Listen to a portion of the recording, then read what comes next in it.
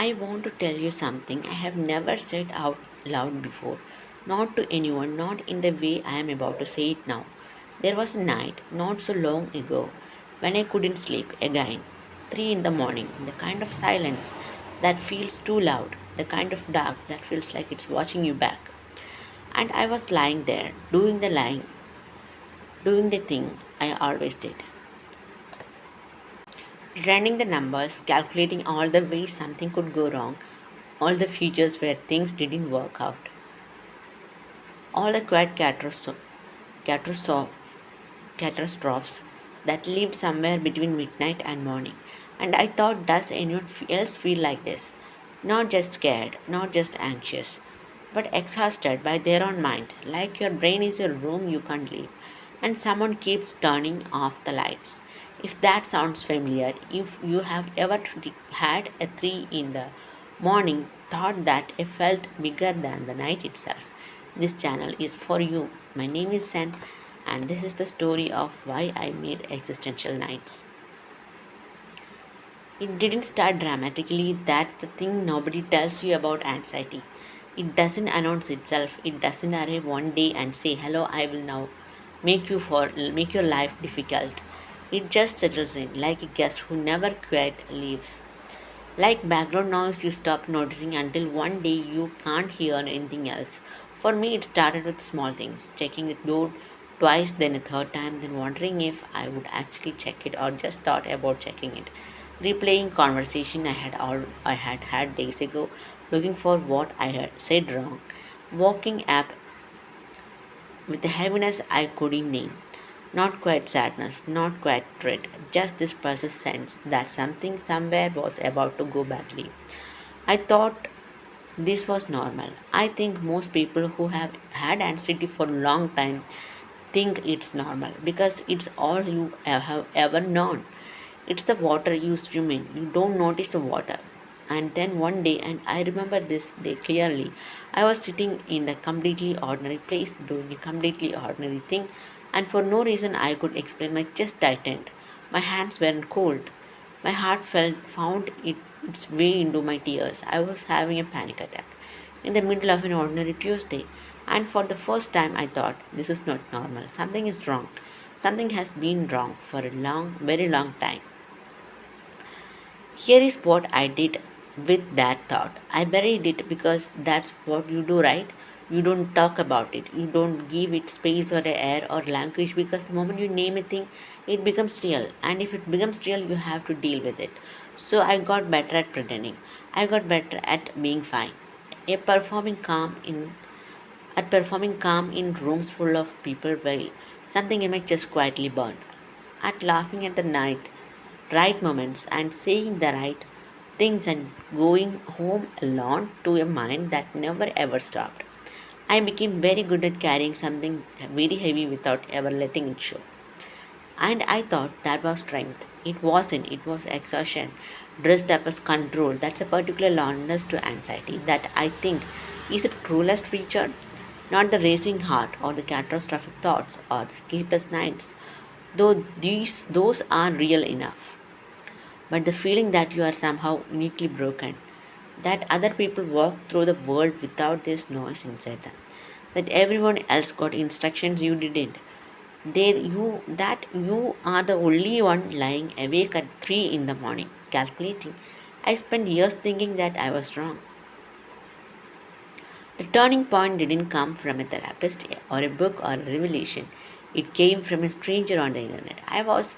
As I often was, awake too late and I found a video, something just talking about what felt like to live inside their own anxiety.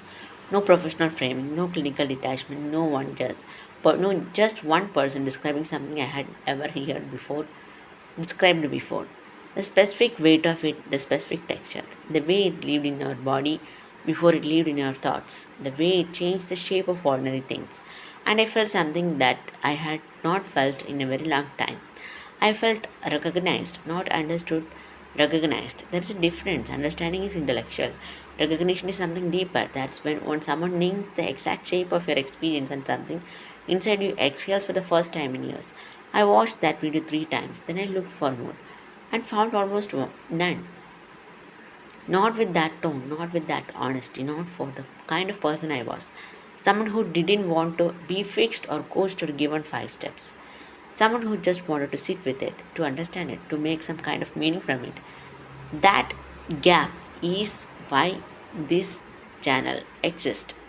I made existential nights for the person I was there at in the morning, the one who needed not a solution but a companion, a voice in the dark that says, I know I have been there, you are not alone in this. Here is what I have learned and what I want this channel to keep exploring. Anxiety is not a malfunction. I know that's not what feels when it happens. When you are mid panic, when your body has decided that a Tuesday afternoon is a matter of survival, it feels like something is catastrophically wrong with you, like you are broken in some essential way. But here is the thing, that's the response. The tight chest, the cold hands, the heart in the throat is ancient. It is the exact same system that kept your ancestors alive when the world was genuinely dangerous. The amygdala doesn't know you are in a safe room, it only knows the signal it's receiving. It only knows that something feels uncertain, undefined, unmapped. And for anxious people, uncertainty itself is the trigger. Not a lion, not a predator, just the unknown, the future, other people's opinion, the outcomes you can control, the doors you are not sure you're locked. We are, in a very real sense, running 300,000-year-old survival software on 21st century problems. And nobody gives us the manual. That's what the channel is trying to be. Not therapy, not cure, but a manual, a space to sit with the hard things, to understand where they come from, what they mean, and slowly, perfectly, honestly, how to live with them. Channel identity note.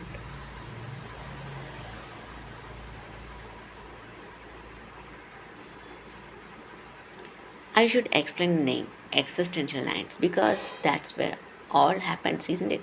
Not in the daylight, when you're busy and moving and distracted by the noise of the world, but in the nights when the world goes quiet and your mind goes loud. Existential doesn't mean dramatic, it doesn't mean crisis or despair or philosophy book abstractions, it just means the question that matter. The real ones. Who am I? What am I afraid of? Why does this feel so heavy? What do I do with the parts of myself I don't understand? Those are existential questions, and most of us are asking them silently alone at 2 or 3 or 4 in the morning without ever knowing that millions of other people are asking them at the exact time.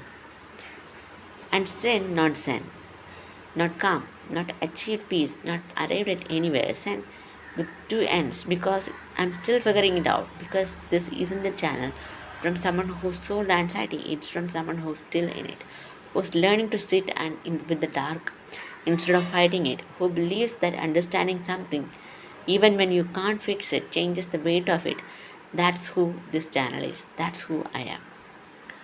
So here is what I'm building, a channel for the nights, for the questions that don't have clean answers, for the feelings that don't fit neatly into categories, for the people who have Googled, am I the only one who feels this way at 2 in the morning and wanted something more than analytical.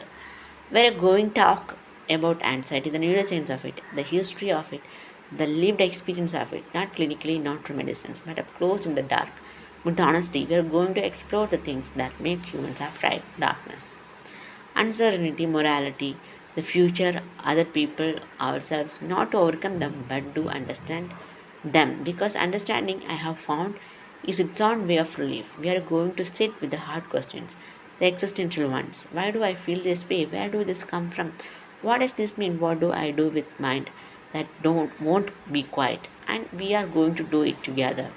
Because here is what the stranger on the internet taught me all those years ago. You are never as alone in this as it feels. There in the morning lies to you. It tells you that you are the only one, that everyone else is sleeping soundly while you lie awake calculating, that there is something wrong with you that wasn't wrong with them. But right now, at this exact moment, millions of people are awake with thoughts they don't know what to do with. This channel is for all of them. This channel is for you.